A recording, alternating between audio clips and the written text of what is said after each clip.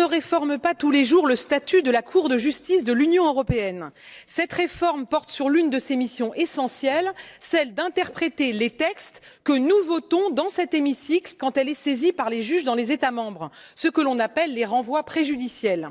Le temps pris par la Cour pour se prononcer sur ces questions s'allonge d'année en année et nous sommes aujourd'hui à 15 mois en moyenne, ce qui suspend d'autant les procédures judiciaires nationales.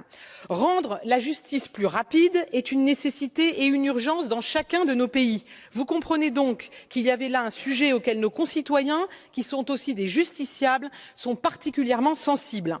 En transférant cette compétence d'interprétation de la Cour au tribunal de l'Union dans certains domaines réputés techniques, l'objectif est double: raccourcir significativement le délai de réponse aux questions préjudicielles et permettre à la Cour de se concentrer sur ce qui nécessite un travail plus approfondi. Mais la célérité ne doit pas nous faire renoncer à la qualité des décisions, ce d'autant plus qu'est en jeu l'unité de l'interprétation de notre droit européen.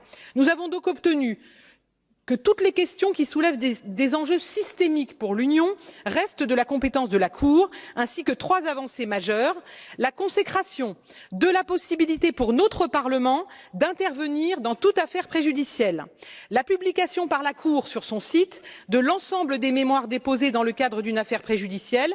C'est une avancée significative en termes de transparence et de compréhension du droit européen.